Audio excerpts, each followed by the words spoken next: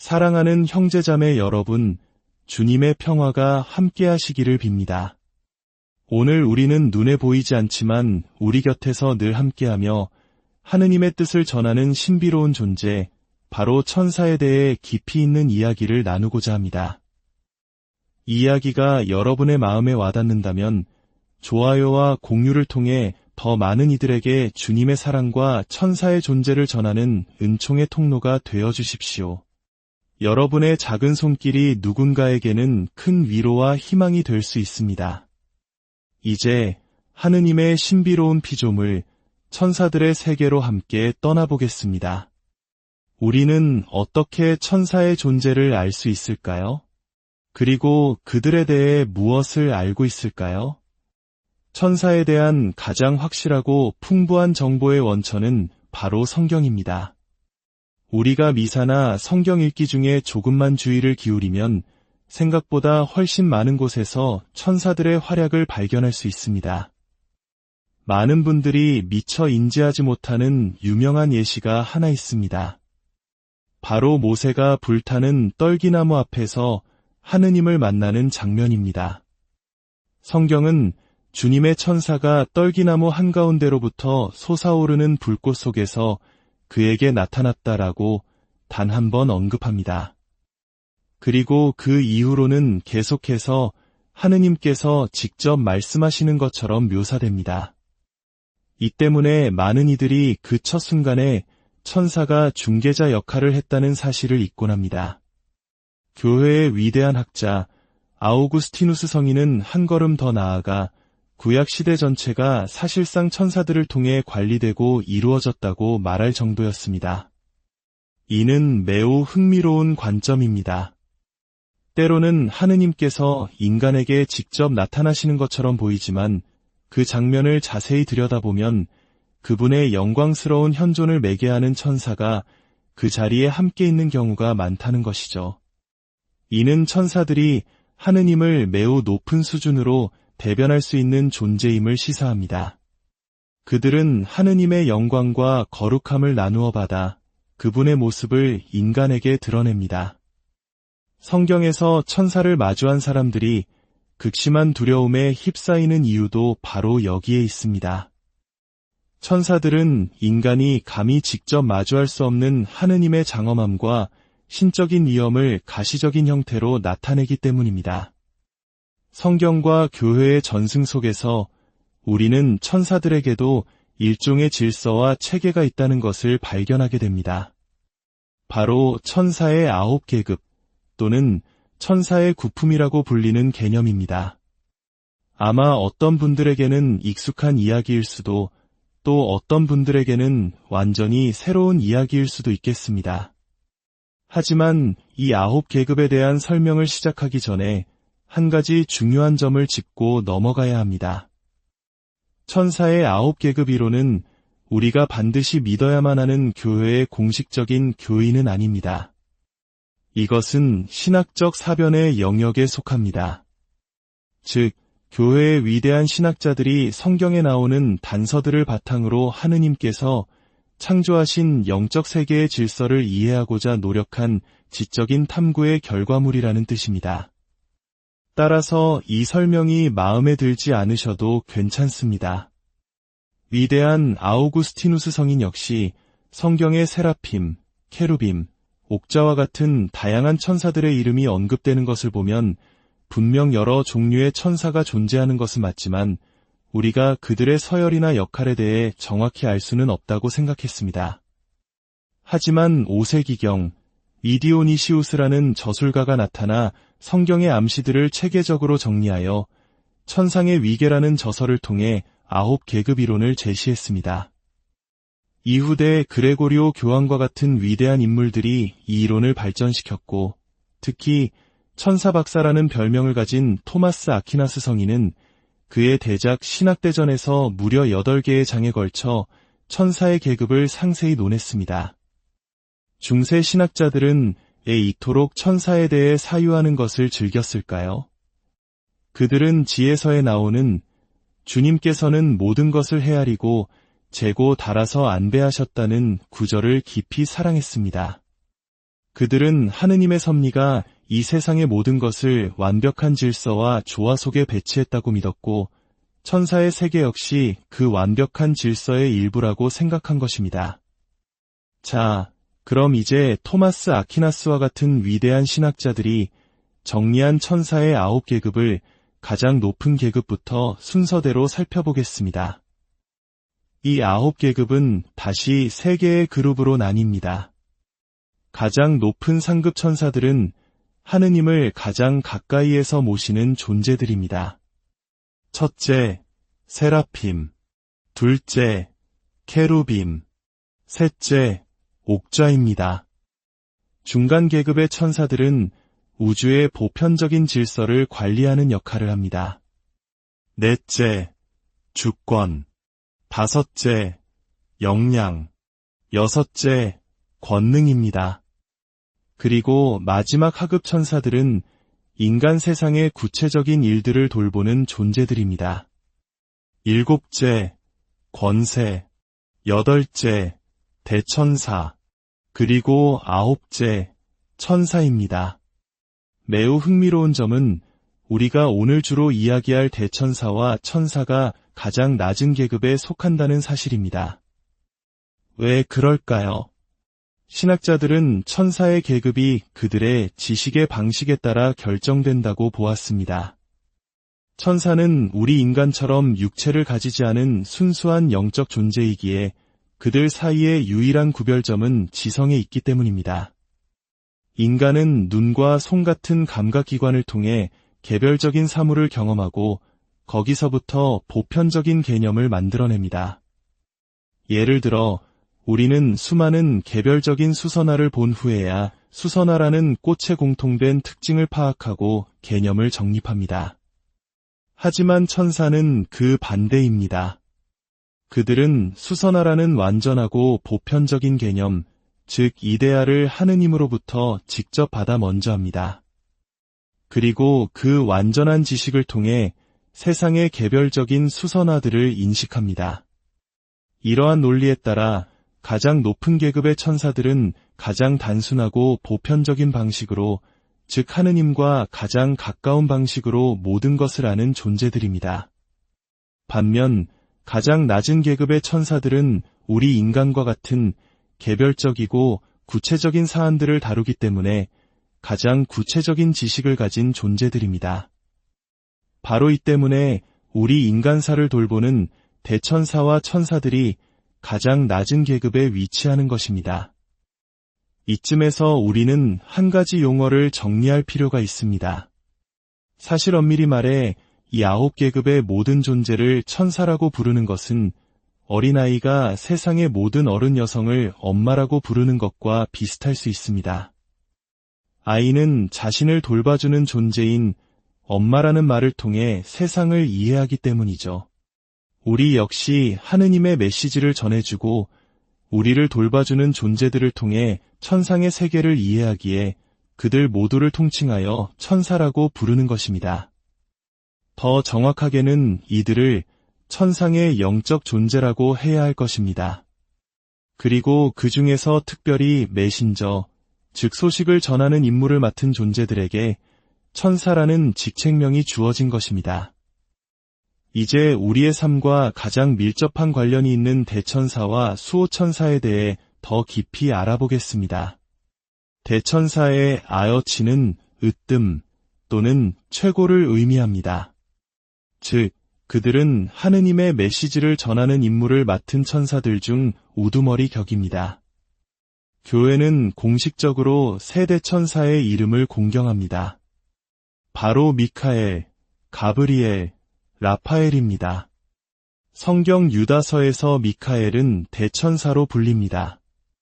라파엘은 토빗기에서 자신을 주님의 영광 앞에 서 있는 7 천사 가운데 하나라고 소개하는데, 이를 통해 우리는 최소 7명의 대천사가 있음을 알 수 있습니다. 가브리엘 대천사 역시 루카복음에서 이와 유사하게 자신을 하느님 앞에 서 있는 가브리엘이라고 밝힙니다. 교회는 외경에 나오는 다른 대천사들의 이름은 공식적으로 인정하지 않고 성경에 명확히 기록된 이 세 분만을 공경합니다. 이들의 이름은 모두 그들의 존재 이유가 하느님께 있음을 드러냅니다. 미카엘은 누가 하느님 같으랴 라는 뜻으로 하느님의 유일하심과 전능하심을 선포하는 이름입니다. 가브리엘은 하느님의 힘이라는 뜻으로 하느님의 구원 계획을 알리는 강력한 메신저의 역할을 상징합니다. 라파엘은 하느님께서 고쳐주셨다라는 뜻으로 우리 영혼과 육신의 상처를 치유하시는 하느님의 자비를 나타냅니다.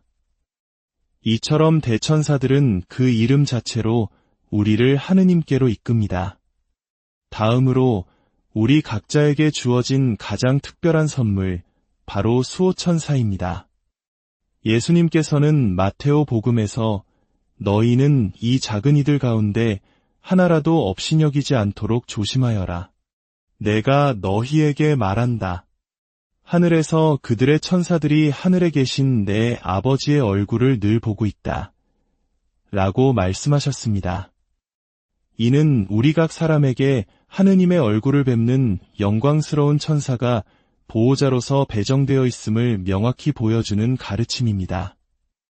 특히 우리 한국인들은 전쟁의 폐허와 가난 속에서 또는 치열한 경쟁 사회를 살아가며 보이지 않는 위협과 불안감 속에서 살아온 경험이 많습니다. 이럴 때 나만을 위해 하느님께서 보내주신 수호천사가 항상 내 곁을 지키고 있다는 믿음은 얼마나 큰 힘과 위로가 되는지요. 교회는 우리와 수호천사와의 관계를 더욱 깊게 하기 위한 몇 가지 지침을 제시합니다. 첫째는 감사입니다.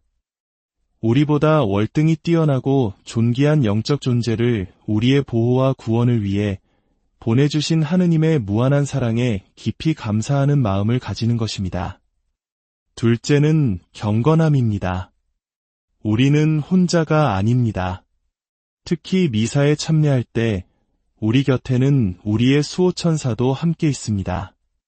성당 안에는 눈에 보이는 신자들의 공동체와 눈에 보이지 않는 천사들의 공동체가 함께 존재하는 것입니다.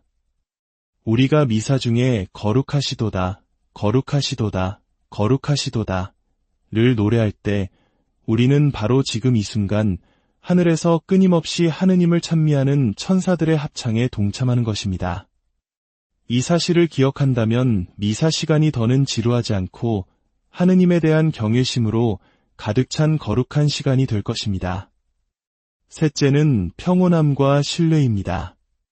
삶의 시련으로 마음이 불안하고 영적으로 고통받을 때 나를 지키는 수호천사의 존재를 기억하고 그에게 도움을 청하십시오. 하느님께서 나를 위해 특별히 임명하신 보호자가 있다는 사실을 믿는 것만으로도 우리는 큰 평온을 얻을 수 있습니다. 여기서 한 가지 중요한 점이 있습니다. 간혹 자신의 수호천사에게 특별한 이름을 지어주거나 그 이름을 알아내려고 애쓰는 분들이 있습니다. 그러나 교회의 대중신심과 전례에 관한 지도서는 이러한 행위를 권장하지 않습니다. 왜냐하면 이름을 짓는 행위는 종종 지배와 통제의 욕망과 연결되기 때문입니다. 천사는 우리가 통제하거나 마음대로 부릴 수 있는 존재가 아닙니다. 그들은 오직 한 분 주인이신 하느님을 섬기며 우리 또한 그분께 나아가도록 돕는 충실한 봉사자입니다. 우리는 그저 저의 수호천사님이라고 부르며 기도하는 것만으로 충분하며 그것이 가장 올바른 태도입니다. 어린 시절 철자를 틀려가며 수호천사에게 편지를 썼던 순수한 마음처럼 우리도 그저 우리 곁을 지켜주는 그들의 존재에 감사하며 도움을 청하면 됩니다. 오늘 우리는 천사라는 신비로운 존재에 대해 알아보았습니다. 그들은 단순히 날개 달린 귀여운 아기의 모습이 아니라 하느님의 영광을 반영하는 강력하고 지혜로운 영적 존재들입니다. 그들은 하느님의 구원 계획 안에서 각자의 역할을 수행하며 끊임없이 우리를 하느님께 대한 더 깊은 찬미와 신뢰로 초대합니다. 오늘 이 이야기가 여러분 각자의 수호천사와의 관계를 더욱 깊게 하고 보이지 않는 영적 세계에 대한 믿음을 굳건히 하는 계기가 되었기를 바랍니다. 언제 어디서나 여러분을 지켜보는 그들의 현존을 기억하며 주님 안에서 늘 평화로우시길 기도합니다. 가장 고전적이고 아름다운 수호천사께 드리는 기도를 함께 바치며 오늘 이야기를 마치겠습니다. 하느님의 사랑으로 저를 맡아 지켜주시는 수호천사님, 오늘 저를 비추시고 지키시며 다스리시고 이끌어주소서. 사랑하는 형제자매 여러분, 주님의 평화가 함께 하시기를 빕니다.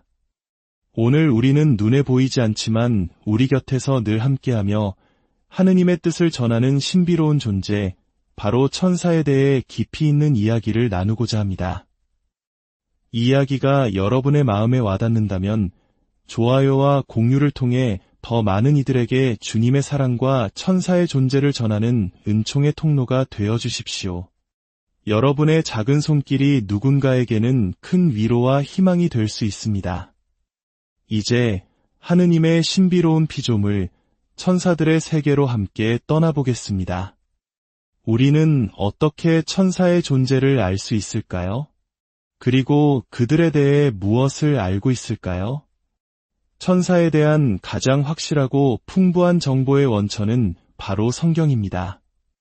우리가 미사나 성경 읽기 중에 조금만 주의를 기울이면 생각보다 훨씬 많은 곳에서 천사들의 활약을 발견할 수 있습니다. 많은 분들이 미처 인지하지 못하는 유명한 예시가 하나 있습니다.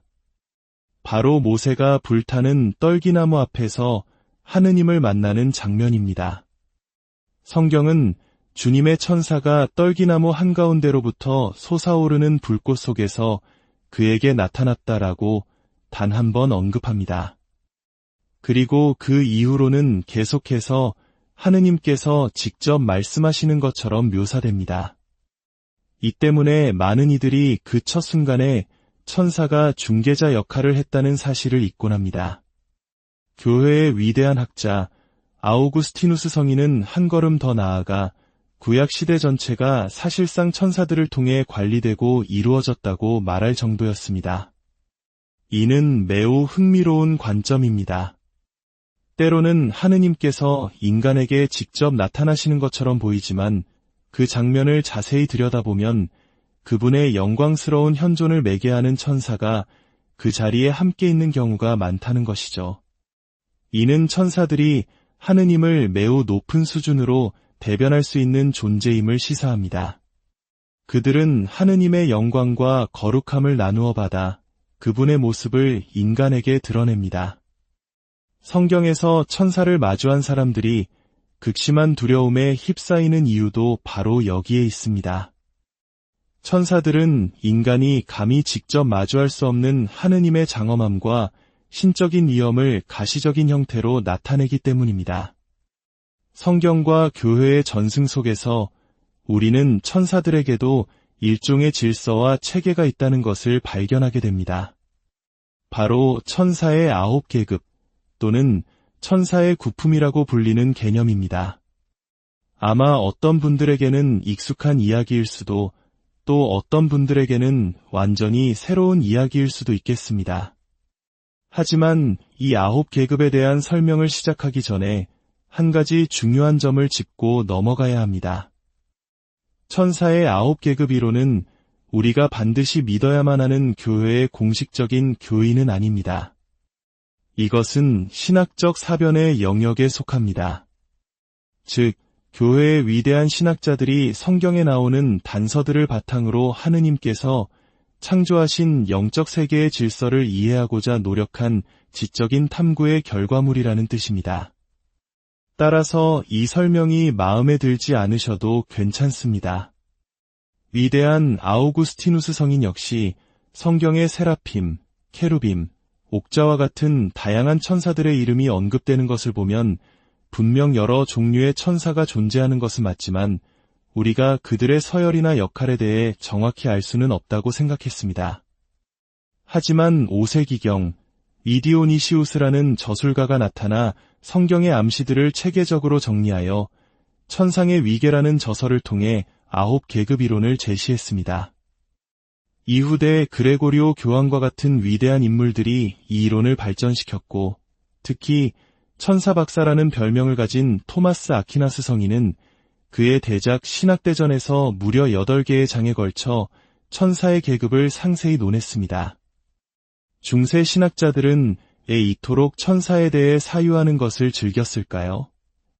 그들은 지혜서에 나오는 주님께서는 모든 것을 헤아리고 재고 달아서 안배하셨다는 구절을 깊이 사랑했습니다.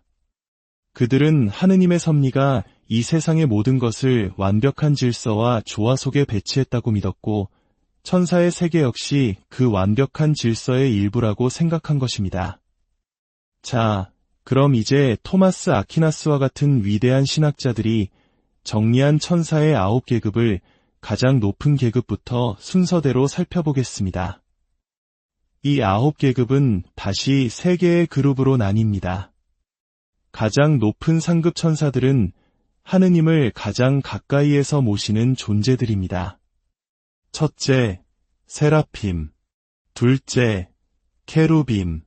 셋째, 옥좌입니다.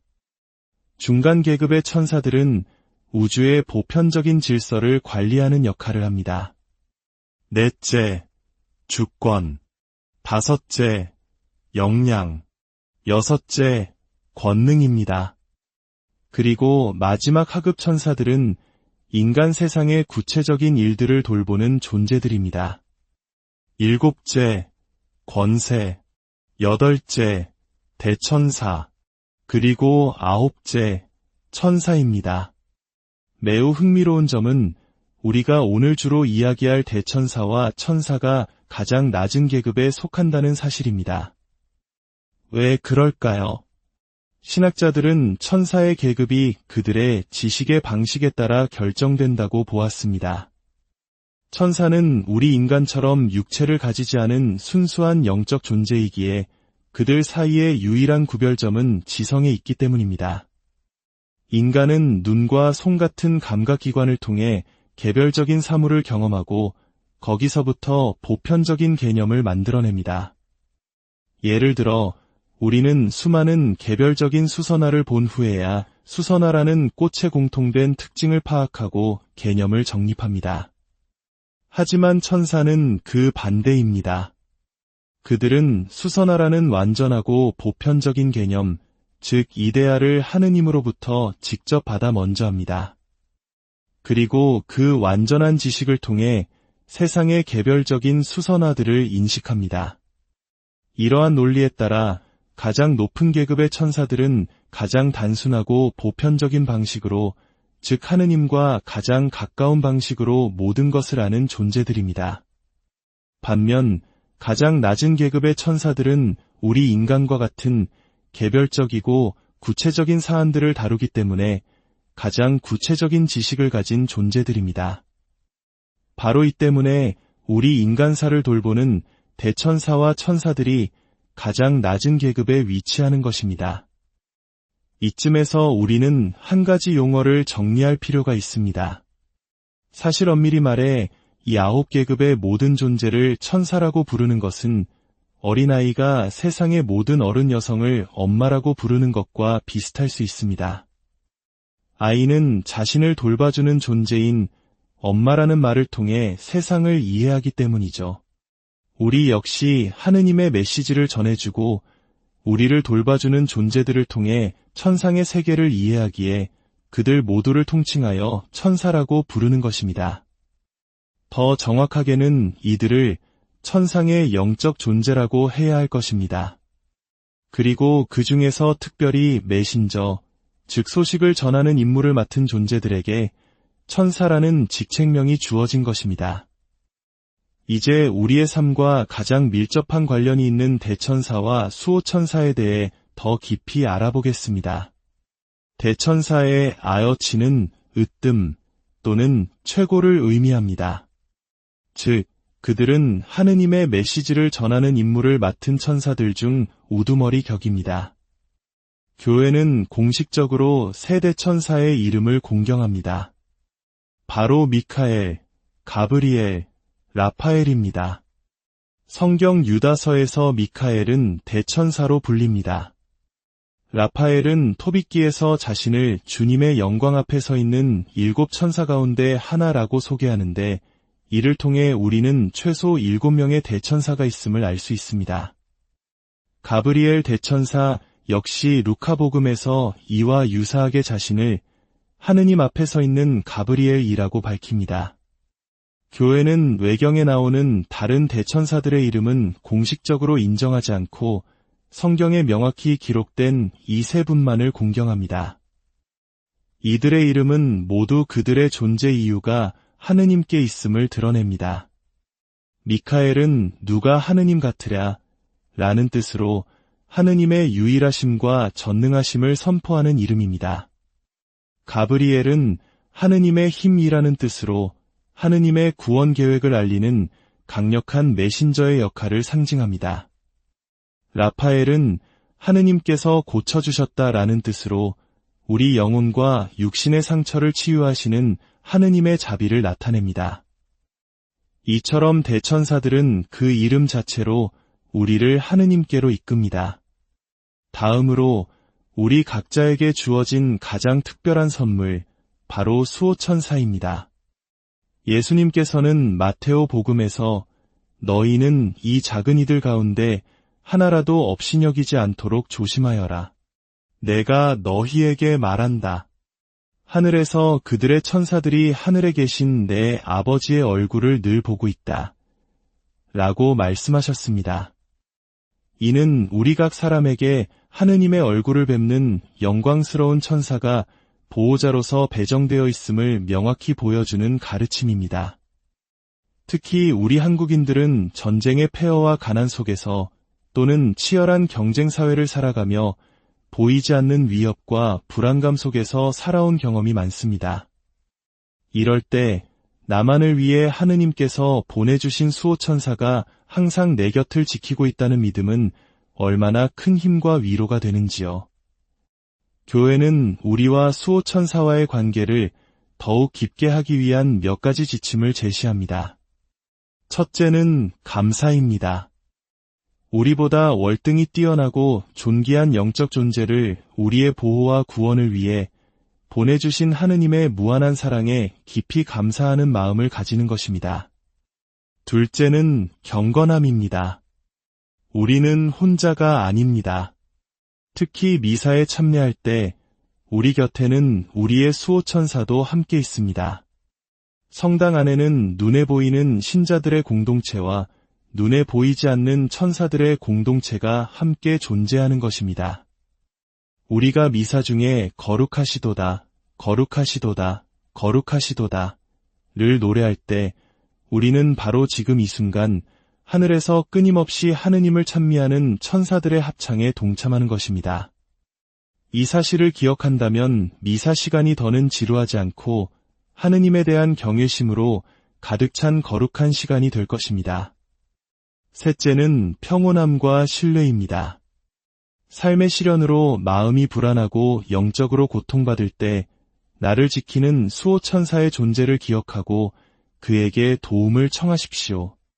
하느님께서 나를 위해 특별히 임명하신 보호자가 있다는 사실을 믿는 것만으로도 우리는 큰 평온을 얻을 수 있습니다. 여기서 한 가지 중요한 점이 있습니다. 간혹 자신의 수호천사에게 특별한 이름을 지어주거나 그 이름을 알아내려고 애쓰는 분들이 있습니다. 그러나 교회의 대중신심과 전례에 관한 지도서는 이러한 행위를 권장하지 않습니다. 왜냐하면 이름을 짓는 행위는 종종 지배와 통제의 욕망과 연결되기 때문입니다. 천사는 우리가 통제하거나 마음대로 부릴 수 있는 존재가 아닙니다. 그들은 오직 한 분 주인이신 하느님을 섬기며 우리 또한 그분께 나아가도록 돕는 충실한 봉사자입니다. 우리는 그저 저의 수호천사님이라고 부르며 기도하는 것만으로 충분하며 그것이 가장 올바른 태도입니다. 어린 시절 철자를 틀려가며 수호천사에게 편지를 썼던 순수한 마음처럼 우리도 그저 우리 곁을 지켜주는 그들의 존재에 감사하며 도움을 청하면 됩니다. 오늘 우리는 천사라는 신비로운 존재에 대해 알아보았습니다. 그들은 단순히 날개 달린 귀여운 아기의 모습이 아니라 하느님의 영광을 반영하는 강력하고 지혜로운 영적 존재들입니다. 그들은 하느님의 구원 계획 안에서 각자의 역할을 수행하며 끊임없이 우리를 하느님께 대한 더 깊은 찬미와 신뢰로 초대합니다. 오늘 이 이야기가 여러분 각자의 수호천사와의 관계를 더욱 깊게 하고 보이지 않는 영적 세계에 대한 믿음을 굳건히 하는 계기가 되었기를 바랍니다. 언제 어디서나 여러분을 지켜보는 그들의 현존을 기억하며 주님 안에서 늘 평화로우시길 기도합니다. 가장 고전적이고 아름다운 수호천사께 드리는 기도를 함께 바치며 오늘 이야기를 마치겠습니다. 하느님의 사랑으로 저를 맡아 지켜주시는 수호천사님, 오늘 저를 비추시고 지키시며 다스리시고 이끌어주소서. 사랑하는 형제자매 여러분, 주님의 평화가 함께하시기를 빕니다. 오늘 우리는 눈에 보이지 않지만 우리 곁에서 늘 함께하며 하느님의 뜻을 전하는 신비로운 존재, 바로 천사에 대해 깊이 있는 이야기를 나누고자 합니다. 이 이야기가 여러분의 마음에 와닿는다면 좋아요와 공유를 통해 더 많은 이들에게 주님의 사랑과 천사의 존재를 전하는 은총의 통로가 되어 주십시오. 여러분의 작은 손길이 누군가에게는 큰 위로와 희망이 될 수 있습니다.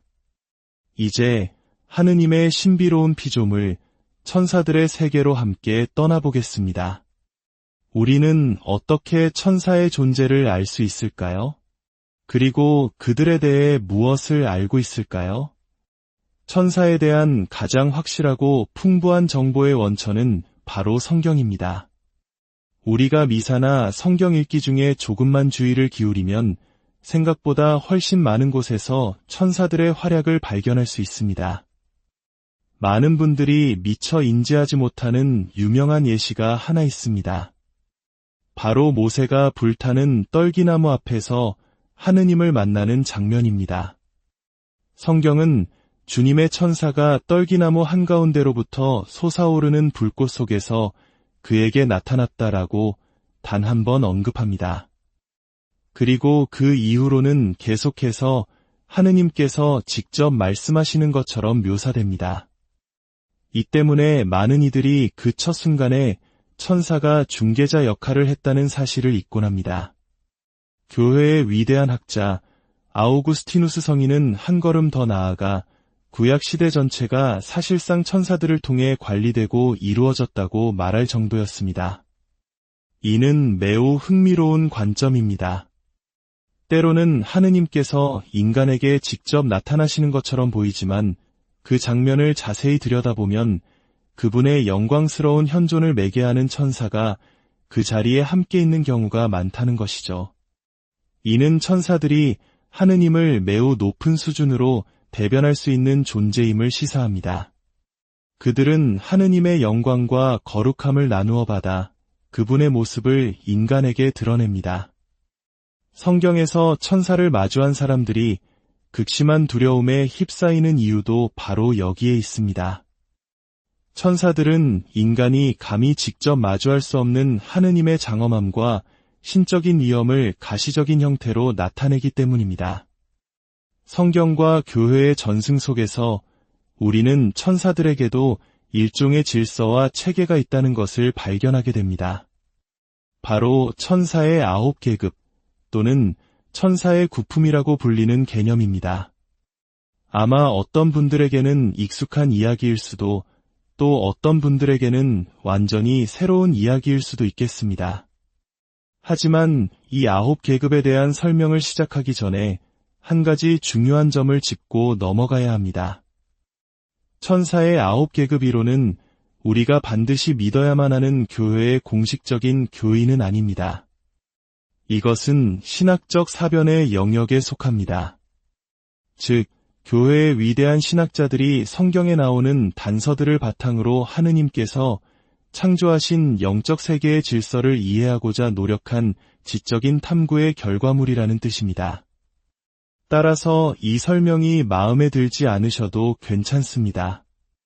위대한 아우구스티누스 성인 역시 성경의 세라핌, 케루빔, 옥자와 같은 다양한 천사들의 이름이 언급되는 것을 보면 분명 여러 종류의 천사가 존재하는 것은 맞지만 우리가 그들의 서열이나 역할에 대해 정확히 알 수는 없다고 생각했습니다. 하지만 5세기경 이디오니시우스라는 저술가가 나타나 성경의 암시들을 체계적으로 정리하여 천상의 위계라는 저서를 통해 9계급 이론을 제시했습니다.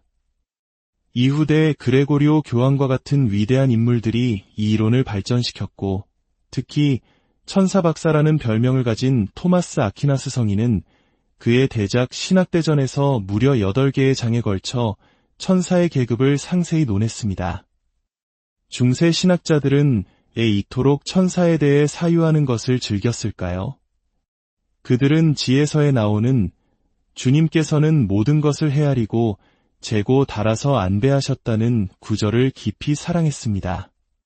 그들은 하느님의 섭리가 이 세상의 모든 것을 완벽한 질서와 조화 속에 배치했다고 믿었고 천사의 세계 역시 그 완벽한 질서의 일부라고 생각한 것입니다. 자, 그럼 이제 토마스 아퀴나스와 같은 위대한 신학자들이 정리한 천사의 9계급을 가장 높은 계급부터 순서대로 살펴보겠습니다. 이 9계급은 다시 3개의 그룹으로 나뉩니다. 가장 높은 상급 천사들은 하느님을 가장 가까이에서 모시는 존재들입니다. 첫째, 세라핌. 둘째, 케루빔. 셋째, 옥좌입니다. 중간 계급의 천사들은 우주의 보편적인 질서를 관리하는 역할을 합니다. 넷째, 주권. 다섯째, 역량. 여섯째, 권능입니다. 그리고 마지막 하급 천사들은 인간 세상의 구체적인 일들을 돌보는 존재들입니다. 일곱째, 권세. 여덟째, 대천사. 그리고 9째, 천사입니다. 매우 흥미로운 점은 우리가 오늘 주로 이야기할 대천사와 천사가 가장 낮은 계급에 속한다는 사실입니다. 왜 그럴까요? 신학자들은 천사의 계급이 그들의 지식의 방식에 따라 결정된다고 보았습니다.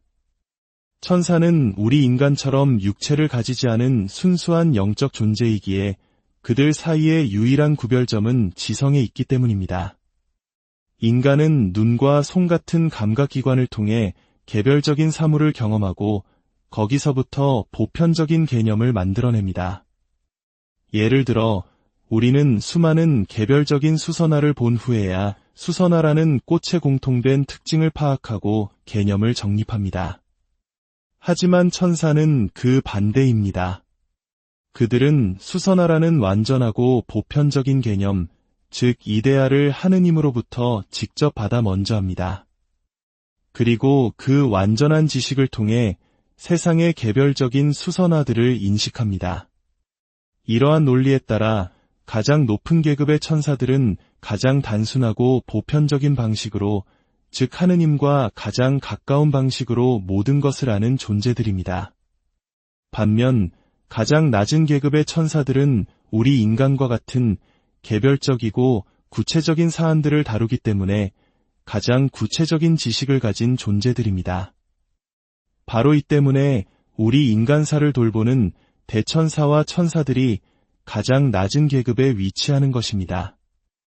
이쯤에서 우리는 한 가지 용어를 정리할 필요가 있습니다.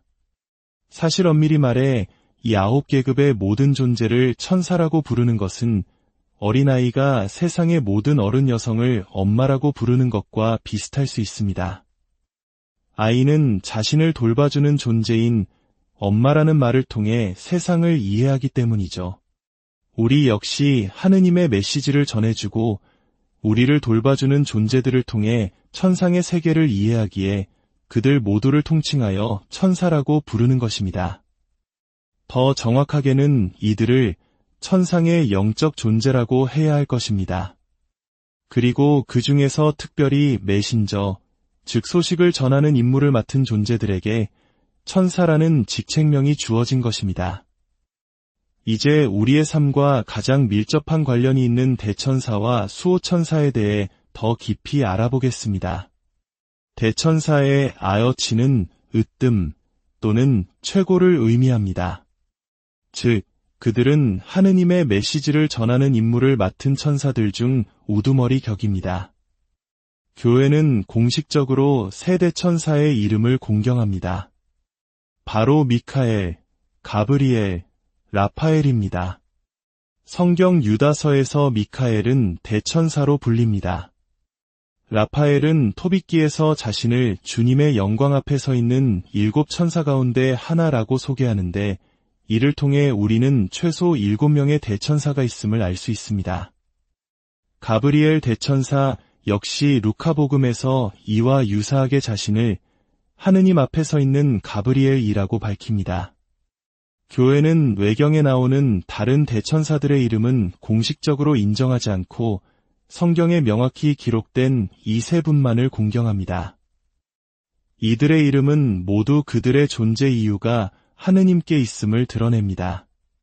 미카엘은 누가 하느님 같으랴 라는 뜻으로 하느님의 유일하심과 전능하심을 선포하는 이름입니다.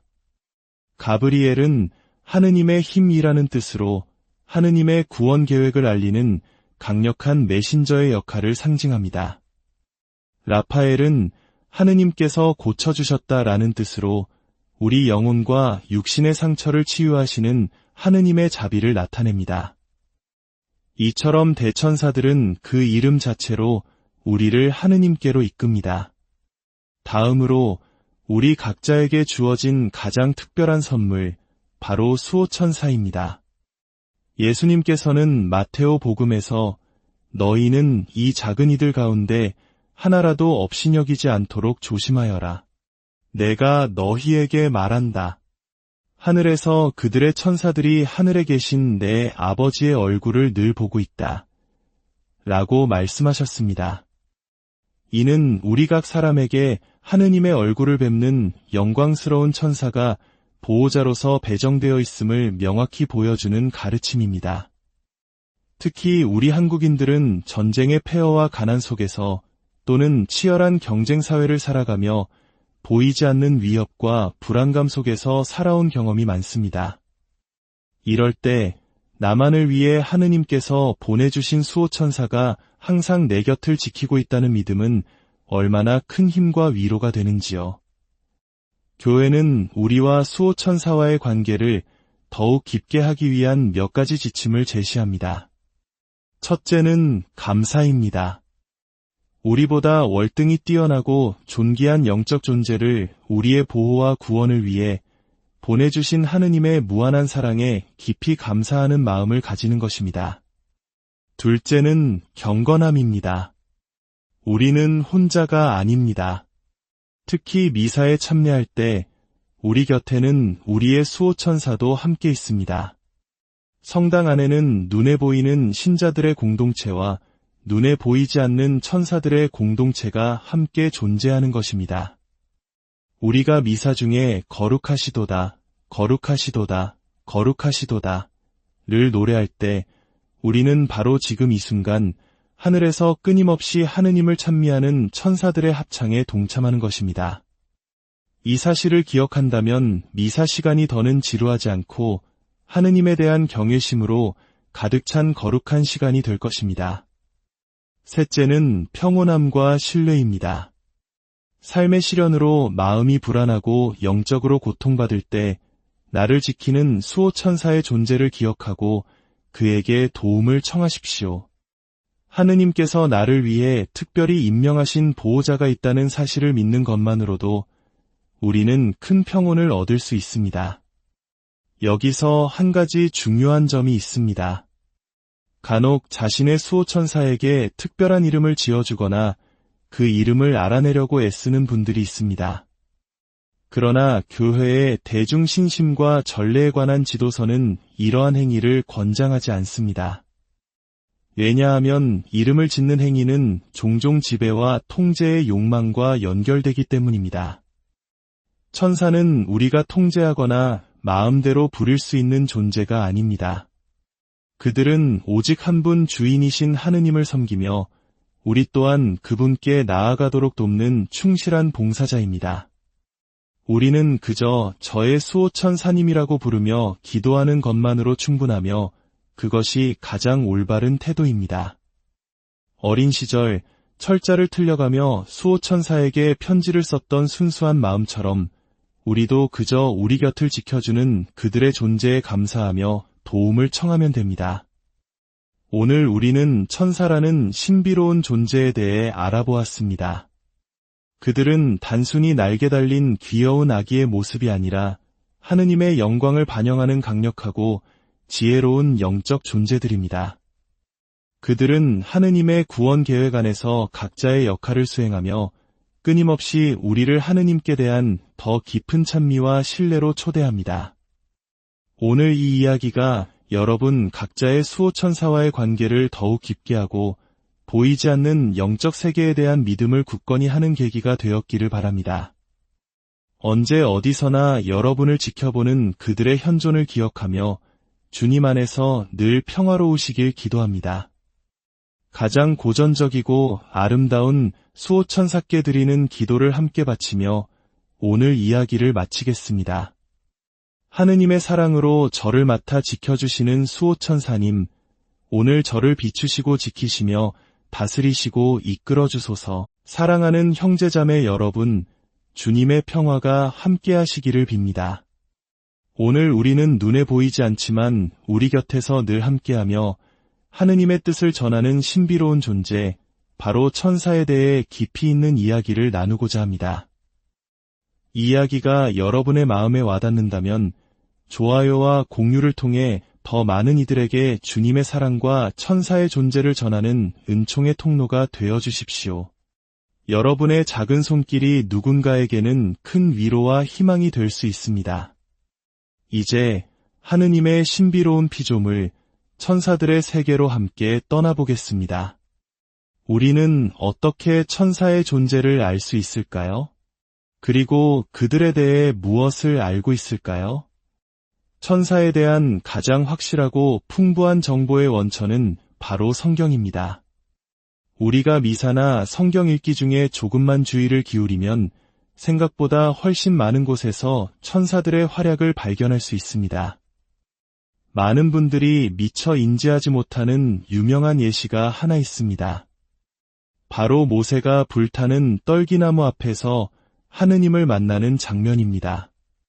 성경은 주님의 천사가 떨기나무 한가운데로부터 솟아오르는 불꽃 속에서 그에게 나타났다라고 단 한 번 언급합니다. 그리고 그 이후로는 계속해서 하느님께서 직접 말씀하시는 것처럼 묘사됩니다. 이 때문에 많은 이들이 그 첫 순간에 천사가 중개자 역할을 했다는 사실을 잊곤 합니다. 교회의 위대한 학자 아우구스티누스 성인은 한 걸음 더 나아가 구약 시대 전체가 사실상 천사들을 통해 관리되고 이루어졌다고 말할 정도였습니다.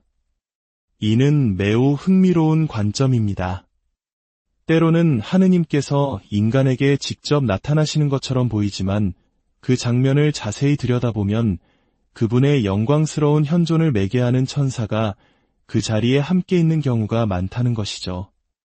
이는 천사들이 하느님을 매우 높은 수준으로 대변할 수 있는 존재임을 시사합니다. 그들은 하느님의 영광과 거룩함을 나누어 받아 그분의 모습을 인간에게 드러냅니다. 성경에서 천사를 마주한 사람들이 극심한 두려움에 휩싸이는 이유도 바로 여기에 있습니다.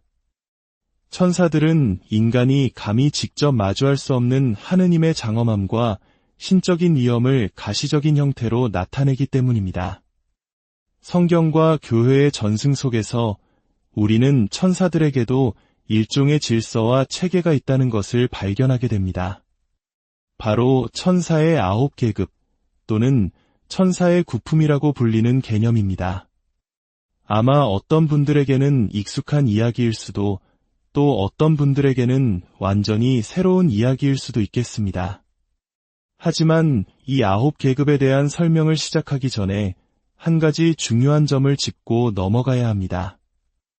천사의 9계급 이론은 우리가 반드시 믿어야만 하는 교회의 공식적인 교의는 아닙니다. 이것은 신학적 사변의 영역에 속합니다. 즉, 교회의 위대한 신학자들이 성경에 나오는 단서들을 바탕으로 하느님께서 창조하신 영적 세계의 질서를 이해하고자 노력한 지적인 탐구의 결과물이라는 뜻입니다. 따라서 이 설명이 마음에 들지 않으셔도 괜찮습니다. 위대한 아우구스티누스 성인 역시 성경의 세라핌, 케루빔, 옥자와 같은 다양한 천사들의 이름이 언급되는 것을 보면 분명 여러 종류의 천사가 존재하는 것은 맞지만 우리가 그들의 서열이나 역할에 대해 정확히 알 수는 없다고 생각했습니다. 하지만 5세기경 이디오니시우스라는 저술가가 나타나 성경의 암시들을 체계적으로 정리하여 천상의 위계라는 저서를 통해 9계급 이론을 제시했습니다. 이후대 그레고리오 교황과 같은 위대한 인물들이 이 이론을 발전시켰고, 특히 천사박사라는 별명을 가진 토마스 아퀴나스 성인은 그의 대작 신학대전에서 무려 8개의 장에 걸쳐 천사의 계급을 상세히 논했습니다. 중세 신학자들은 왜 이토록 천사에 대해 사유하는 것을 즐겼을까요? 그들은 지혜서에 나오는 주님께서는 모든 것을 헤아리고 재고 달아서 안배하셨다는 구절을 깊이 사랑했습니다. 그들은 하느님의 섭리가 이 세상의 모든 것을 완벽한 질서와 조화 속에 배치했다고 믿었고 천사의 세계 역시 그 완벽한 질서의 일부라고 생각한 것입니다. 자, 그럼 이제 토마스 아퀴나스와 같은 위대한 신학자들이 정리한 천사의 9계급을 가장 높은 계급부터 순서대로 살펴보겠습니다. 이 9계급은 다시 3개의 그룹으로 나뉩니다. 가장 높은 상급 천사들은 하느님을 가장 가까이에서 모시는 존재들입니다. 첫째, 세라핌. 둘째, 케루빔. 셋째, 옥좌입니다. 중간 계급의 천사들은 우주의 보편적인 질서를 관리하는 역할을 합니다. 넷째, 주권. 다섯째, 역량. 여섯째, 권능입니다. 그리고 마지막 하급 천사들은 인간 세상의 구체적인 일들을 돌보는 존재들입니다. 일곱째, 권세. 여덟째, 대천사. 그리고 9째, 천사입니다. 매우 흥미로운 점은 우리가 오늘 주로 이야기할 대천사와 천사가 가장 낮은 계급에 속한다는 사실입니다. 왜 그럴까요? 신학자들은 천사의 계급이 그들의 지식의 방식에 따라 결정된다고 보았습니다. 천사는 우리 인간처럼 육체를 가지지 않은 순수한 영적 존재이기에 그들 사이의 유일한 구별점은 지성에 있기 때문입니다. 인간은 눈과 손 같은 감각기관을 통해 개별적인 사물을 경험하고 거기서부터 보편적인 개념을 만들어냅니다. 예를 들어 우리는 수많은 개별적인 수선화를 본 후에야 수선화라는 꽃에 공통된 특징을 파악하고 개념을 정립합니다. 하지만 천사는 그 반대입니다. 그들은 수선화라는 완전하고 보편적인 개념, 즉 이데아를 하느님으로부터 직접 받아 먼저 합니다. 그리고 그 완전한 지식을 통해 세상의 개별적인 수선화들을 인식합니다. 이러한 논리에 따라 가장 높은 계급의 천사들은 가장 단순하고 보편적인 방식으로, 즉 하느님과 가장 가까운 방식으로 모든 것을 아는 존재들입니다. 반면 가장 낮은 계급의 천사들은 우리 인간과 같은 개별적이고 구체적인 사안들을 다루기 때문에 가장 구체적인 지식을 가진 존재들입니다. 바로 이 때문에 우리 인간사를 돌보는 대천사와 천사들이 가장 낮은 계급에 위치하는 것입니다. 이쯤에서 우리는 한 가지 용어를 정리할 필요가 있습니다. 사실 엄밀히 말해 이 9계급의 모든 존재를 천사라고 부르는 것은 어린아이가 세상의 모든 어른 여성을 엄마라고 부르는 것과 비슷할 수 있습니다. 아이는 자신을 돌봐주는 존재인 엄마라는 말을 통해 세상을 이해하기 때문이죠. 우리 역시 하느님의 메시지를 전해주고 우리를 돌봐주는 존재들을 통해 천상의 세계를 이해하기에 그들 모두를 통칭하여 천사라고 부르는 것입니다. 더 정확하게는 이들을 천상의 영적 존재라고 해야 할 것입니다.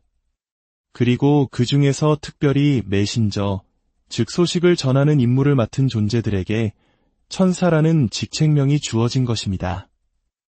이제 우리의 삶과 가장 밀접한 관련이 있는 대천사와 수호천사에 대해 더 깊이 알아보겠습니다. 대천사의 아여치는 으뜸 또는 최고를 의미합니다. 즉, 그들은 하느님의 메시지를 전하는 임무를 맡은 천사들 중 우두머리 격입니다. 교회는 공식적으로 세 대천사의 이름을 공경합니다. 바로 미카엘, 가브리엘, 라파엘입니다. 성경 유다서에서 미카엘은 대천사로 불립니다. 라파엘은 토빗기에서 자신을 주님의 영광 앞에 서 있는 7 천사 가운데 하나라고 소개하는데, 이를 통해 우리는 최소 7명의 대천사가 있음을 알 수 있습니다. 가브리엘 대천사 역시 루카복음에서 이와 유사하게 자신을 하느님 앞에 서 있는 가브리엘이라고 밝힙니다. 교회는 외경에 나오는 다른 대천사들의 이름은 공식적으로 인정하지 않고 성경에 명확히 기록된 이 세 분만을 공경합니다. 이들의 이름은 모두 그들의 존재 이유가 하느님께 있음을 드러냅니다. 미카엘은 누가 하느님 같으랴 라는 뜻으로 하느님의 유일하심과 전능하심을 선포하는 이름입니다. 가브리엘은 하느님의 힘이라는 뜻으로 하느님의 구원 계획을 알리는 강력한 메신저의 역할을 상징합니다. 라파엘은 하느님께서 고쳐주셨다라는 뜻으로 우리 영혼과 육신의 상처를 치유하시는 하느님의 자비를 나타냅니다. 이처럼 대천사들은 그 이름 자체로 우리를 하느님께로 이끕니다. 다음으로 우리 각자에게 주어진 가장 특별한 선물, 바로 수호천사입니다. 예수님께서는 마테오 복음에서 너희는 이 작은 이들 가운데 하나라도 없이 여기지 않도록 조심하여라. 내가 너희에게 말한다. 하늘에서 그들의 천사들이 하늘에 계신 내 아버지의 얼굴을 늘 보고 있다. 라고 말씀하셨습니다. 이는 우리 각 사람에게 하느님의 얼굴을 뵙는 영광스러운 천사가 보호자로서 배정되어 있음을 명확히 보여주는 가르침입니다. 특히 우리 한국인들은 전쟁의 폐허와 가난 속에서 또는 치열한 경쟁 사회를 살아가며 보이지 않는 위협과 불안감 속에서 살아온 경험이 많습니다. 이럴 때 나만을 위해 하느님께서 보내주신 수호천사가 항상 내 곁을 지키고 있다는 믿음은 얼마나 큰 힘과 위로가 되는지요. 교회는 우리와 수호천사와의 관계를 더욱 깊게 하기 위한 몇 가지 지침을 제시합니다. 첫째는 감사입니다. 우리보다 월등히 뛰어나고 존귀한 영적 존재를 우리의 보호와 구원을 위해 보내주신 하느님의 무한한 사랑에 깊이 감사하는 마음을 가지는 것입니다. 둘째는 경건함입니다. 우리는 혼자가 아닙니다. 특히 미사에 참여할 때 우리 곁에는 우리의 수호천사도 함께 있습니다. 성당 안에는 눈에 보이는 신자들의 공동체와 눈에 보이지 않는 천사들의 공동체가 함께 존재하는 것입니다. 우리가 미사 중에 거룩하시도다, 거룩하시도다, 거룩하시도다 를 노래할 때 우리는 바로 지금 이 순간 하늘에서 끊임없이 하느님을 찬미하는 천사들의 합창에 동참하는 것입니다. 이 사실을 기억한다면 미사 시간이 더는 지루하지 않고 하느님에 대한 경외심으로 가득 찬 거룩한 시간이 될 것입니다. 셋째는 평온함과 신뢰입니다. 삶의 시련으로 마음이 불안하고 영적으로 고통받을 때 나를 지키는 수호천사의 존재를 기억하고 그에게 도움을 청하십시오. 하느님께서 나를 위해 특별히 임명하신 보호자가 있다는 사실을 믿는 것만으로도 우리는 큰 평온을 얻을 수 있습니다. 여기서 한 가지 중요한 점이 있습니다. 간혹 자신의 수호천사에게 특별한 이름을 지어주거나 그 이름을 알아내려고 애쓰는 분들이 있습니다. 그러나 교회의 대중신심과 전례에 관한 지도서는 이러한 행위를 권장하지 않습니다. 왜냐하면 이름을 짓는 행위는 종종 지배와 통제의 욕망과 연결되기 때문입니다. 천사는 우리가 통제하거나 마음대로 부릴 수 있는 존재가 아닙니다.